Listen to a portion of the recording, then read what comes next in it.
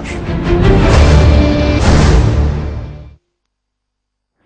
Değerli izleyiciler, Çin'de Uygur Türkleri ile Pekin yönetimi arasında ciddi boyutta gerginlik çıktı. Sincan Uygur Özerk Bölgesi'nin başkenti Urumçi'de yaşanan çatışmalarda resmi rakamlara göre 156 kişi hayatını kaybetti. Ayaklanma olarak nitelenen olaylarda 1000 kadar Uygur Türk'ünün sokaklarda protesto gösterileri düzenlediği ve polisle çatıştığı da açıklandı. Çatışmalar başkent Urumçi dışında başta Kaşgar olmak üzere diğer kentlere de sıçradı. Çin haber ajansı göstericilerin yoldan geçen Çinlilere saldırdıklarını, taşıtları ve binaları ateşe verdiklerini ileri sürdü. Uygurlara göre ise barışçı protesto gösterileri polisin sert müdahalesinin ardından büyüdü.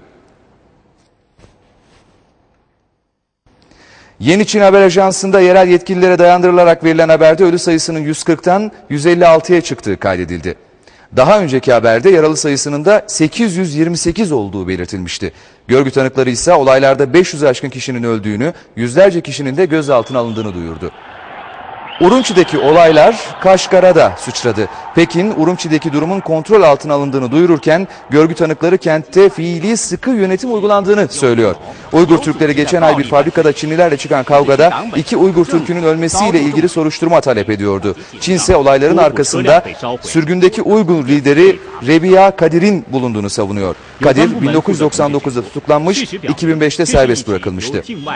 Bölgede yaşayan bazı Uygur Türklerine göre ise olayların çıkış noktası 26 Haziran'da Cumhurbaşkanı Abdullah Gül'ün Çin ve Urumçi ziyareti esnasında Doğu Türkistanlıların çalıştırıldığı fabrikalardaki yatakhanelerin basılarak onlarca kişinin öldürülmesi. Ancak Pekin yönetimi bu iddiaları reddediyor. Olaylarla ilgili açıklama yapan Birleşmiş Milletler Genel Sekreteri Ban Ki-moon, Çin'in sivil halkın güvenliği için azami özen göstermesi gerektiğini söyledi. Amerika Birleşik Devletleri Dışişleri Bakanlığı Sözcüsü Kelly ise can kayıplarından derin üzüntü duymaktayız ifadelerini kullandı ve taraflara sükunet ve itidal çağrısında bulundu. Avrupa Parlamentosu Başkanı ise Çin makamlarından insan onuruna saygı göstermelerini istedi. Çatışmalara Türkiye'den de tepki geldi. Dışişleri Bakanlığı olayların sorumlularının en kısa zamanda belirlenmesinin ve adaletin tecelli etmesinin beklendiğini duyurdu.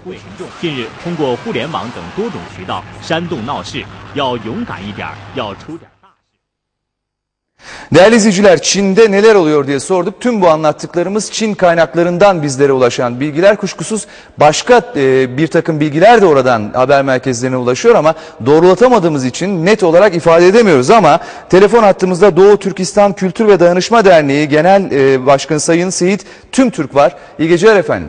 İyi geceler Levent Bey. Seyit Bey, sanıyorum bu noktada sizin söyleyecekleriniz bizim için oldukça önem arz ediyor. Zira biz sadece Pekin kaynaklarına göre durumu yorumlayabiliyoruz. Siz oradan herhangi bir net bilgi aldınız mı? Bize orada yaşananları ve bilgilerinizi anlatır mısınız?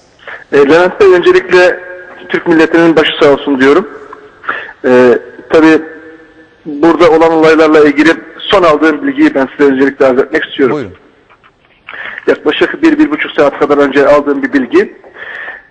Urumçi'deki Medicina Üniversitesi 4000 kişilik paramiliter güçler tarafından basılıyor.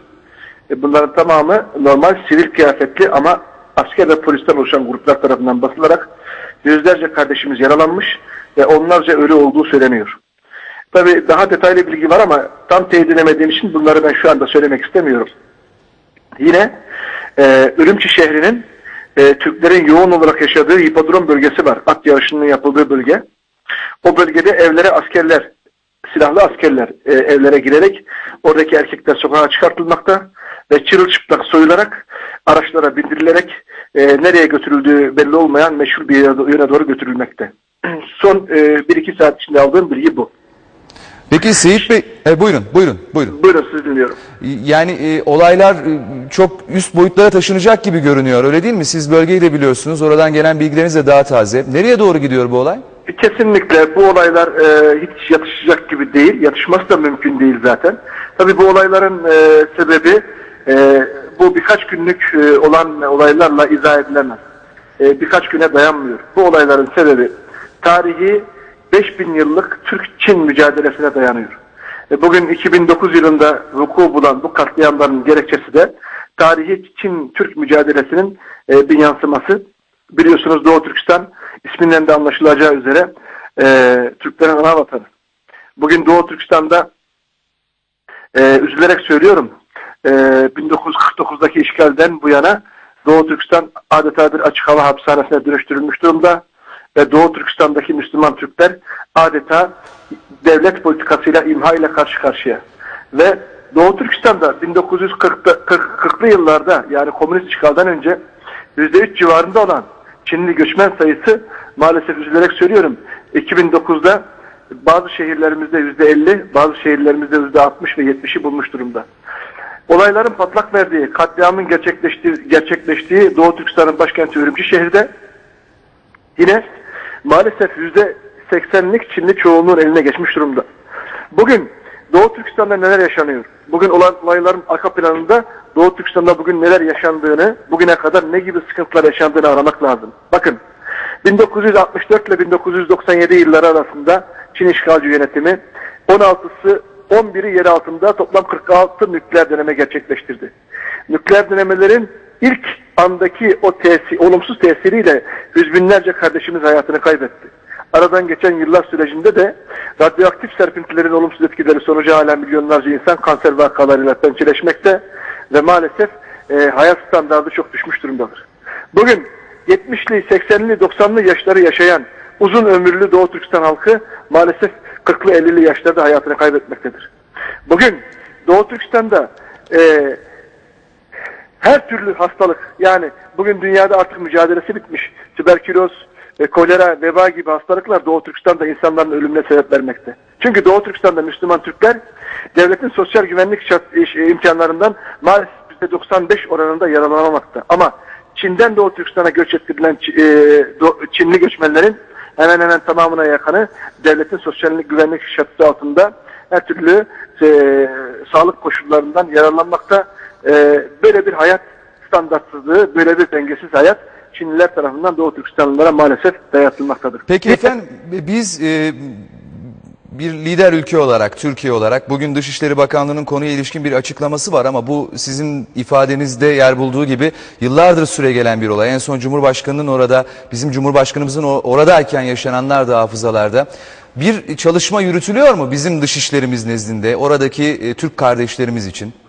Tabii son sorunuzdan başlayarak cevap vermek istiyorum. Sayın Dışişleri Bakanımız Ahmet Davutoğlu Bey'in bugün bizi de memnun eden Türk Devleti'ne yakışan bir beyanatı var. Yani sükuneti ve Doğu Türkistan halkının bir şekilde hakkının, hukukunun korunmasını tavsiye ediyor Çin Devleti'ne. Bu bizi memnun etmiştir. Yeterli midir? Hayır, yeterli değildir. Ama en azından burada sessiz kalmamıştır. Bu bile bizi bu şekilde dahi olsa memnun etmektedir. İkinci sorunuza gelince bir Türk Devlet Başkanı muhterem Abdullah Gül Bey, Türkiye Cumhuriyeti Cumhurbaşkanı sıfatıyla ilk defa Doğu Türkistan'a resmi ziyaret gerçekleştirdi. Bu ziyaretinin 3. günü 26 Haziran 2009 tarihinde maalesef çok olumsuz bir katliam gerçekleşti. Bu dünya kamuoyunun dikkatine sunulmadı. Dünya kamuoyundan Çin devleti tarafından maalesef gizlendi. Bakın bu katliamdan birkaç gün önce Guangdong ülkesinin Shaguan şehrinde zorla çalıştırılmak üzere Doğu Türkistan'dan toplanıp Çin'e götürülen köle işçi diyebileceğimiz genç kızlarımız Çin oyuncak fabrikasında çalışırken Çinli işçiler tarafından cinsel tacize maruz bırakılıyorlar. Ve bu ahlaksız girişim kızlarımız tarafından anında sert bir tepkiyle karşılık buluyor ve bunu duyan erkek evlatlarımız da Çinlilere gerekli ders vererek onları darp ediyor. Ve olay yatışıyor. Aradan iki gün geçiyor. 2 gün geçen olay soğuyor ve 26 Haziran 2009 tarihi gece saat 02 Çin Guangdong eyaletinin Shaguan şehri ve fabrikanın yatakhanesi, bu yatakhane 600 kişilik 5-6 katlı çok büyük bir yatakhane. Bunun tamamında Doğu Türkistanlı gençlerimiz işçi olarak çalışan, mecburen çalıştırılan gençlerimiz burada gece uykudayken 02'de 3-5 bin kişilik Çinli sopalı katiller tarafından bence organizeli, belki de Çin Devlet İstihbarat Örgütü'nün organizasyonuyla bu çocukların yatakhanesi basılıyor. 02'den sabaha kadar bu çocuklar içeride sopalarla dövülerek katlediliyor. 300 kardeşimiz burada hayatını kaybediyor. 26 Haziran 2009 tarihinde ve bu tarihte Sayın Cumhurbaşkanımız Çin işgalci yönetiminin davetlisi olarak Türkiye Cumhuriyeti devletini temsil eden Sayın Cumhurbaşkanımız şu an o anda seyahatte bulunuyor. Bakın, bu ne bir devletin devlet terbiyesine yakışır. Sen bir misafir ülkeyi Cumhurbaşkanı'na davet ediyorsun ve onun soydaşlarını, kardeşlerini senin davet edildiğin ülkede katlediyorsun. Bu Türkiye'ye karşı yapılmış bir küstahlık, Türkiye'ye karşı yapılmış bir nezaketsizlik, Türkiye'ye karşı yapılmış bir saygısızlık olarak ben addediyorum. Evet. Ve akabinde de bu hareketi aynı zamanda Doğu Türkistan'daki 35 milyon Müslüman Türk halkına karşı bir gövde gösterisi ve aba altından sopa gösterme olarak algılıyorum. Yani senin hamin, senin kurtarıcın Türkiye'nin Cumhurbaşkanı dahi buradayken ben sana istediğini yapabilirim mahiyetinde bir mesajdır. Aynı hatayı, aynı küstahlığı Çin Halk Cumhuriyeti Komünist Yönetimi 2002 yılında Milliyetçi Hareket Partisi Genel Başkanı Sayın Doktor Devlet Bahçeli Bey'in ziyareti esnasında da Uygur dilini yasaklayarak aynı provokasyonu gerçekleştirdi. Ben bunu anlamış değilim. Evet. Burada Türk devleti adamlarının, Türk devlet büyüklerinin bütün dürüstlüğü, bütün samimiyeti ve bütün diplomatik nezaketine rağmen Çin kalleşçe, ahlaksızca bir politika yürütüyor. Ben bunu nefretle kınıyorum. Türk siyasetçilerden konuya tepkiler de var. Birazdan aktaracağız ama son olarak galiba bir tepkiniz olacak sizin. Son olarak kısaca bunu da aktarırsanız çok sevineceğiz. Şimdi Levent Bey, bakın, bu Guangdong bölgesindeki olaylar, 26'sındaki olayların Doğu Türkistan'daki olumsuz yansımaların sonucu 5 Temmuz 2009 yani dün Doğu Türkistan'ın başkenti Ürümçi'de üniversite öğretim görevlileri, hocalar ve öğrenciler toplu halde bir protesto mitingi düzenliyorlar. Ellerinde bunların silahı yok, bunların elinde kalem var. Bunlar hep iletişimli ve eğitilmiş gençler. Bunlara Çin işgalci polisleri tarafından, askerleri tarafından eylem ateşi açılarak ilk anda yüzlerce kardeşimiz şehit ediliyor. Evet. Ve bu rakam, ben net söylüyorum, 500 civarında. Yüksek olabilir, kesinlikle aşağı değil. 500 civarında hayatını kaybetmiş Türk kökenli Çin vatandaşı var diyorsunuz, değil mi? Evet, bakın şimdi burada Ürümçi'de olaylar çok büyük boyuta ulaşmış durumda. Ürümçi'de şu anda sıkı yönetim ilan edilmiş durumda. Yine gece aldığım bir bilgi, Doğu Türkistan'ı askeri açıdan kontrol eden en büyük garnizonun bulunduğu Lencu bölgesinden yüzlerce araçlık konvoy içinde teçhizatıyla donatılmış askerler bulunmak kaydıyla Doğu Türkistan'a doğru, Doğu Türkistan'ın stratejik bölgelerine doğru kaydırılmakta. Evet. Şimdi bu olayların akabinde dün yine gece aldığım bir bilgi, Kaşgar'da da büyük mitinglerin olacağını bize haber veriyordu. Ve internete girdiğimde de bu teyit edilmişti. Doğu Türkistan'ın Kaşgar şehrinde de Guangdong'daki katliam ve Ürümçi'deki katliamı protesto için Kaşgar İttihat Camii'nde Doğu Türkistan'daki Müslüman Türkler büyük bir miting düzenleyeceklerdi. Ve ben bugün merakla bekledim. Maalesef ne internet, ne telefon, ne televizyon, ne de başka bir iletişim aracı maalesef Doğu Türkistan'ın tamamı izole edilmiş, dünyadan tecrit edilmiş, bütün iletişim haber kaynakları Çin işgalci yönetimi tarafından kesilmiş durumda. Evet. Ve buradan sızan bilgiler doğrultusunda bakın, son 1-2 saat içindeki bilgiyi söylüyorum. Çin paramiliter güçleri Medicina Üniversitesi yani Eczacılık Fakültesini basıyorlar ve orada biraz önce bahsettiğim gibi onlarca kardeşimiz yaralı. Yine evlere askeri müdahalelerle erkekler tutuklanıyor. Şimdi burada ne yapmamız gerekir? Ben soruyorum. Demokrasiden, insan haklarından, haktan, hukuktan bahsedenlere soruyorum. Bugün 1,5 milyarlık ejderha 35 milyonluk bu mazlum halkı yutup yok mu edecek? Buna göz yumacağız.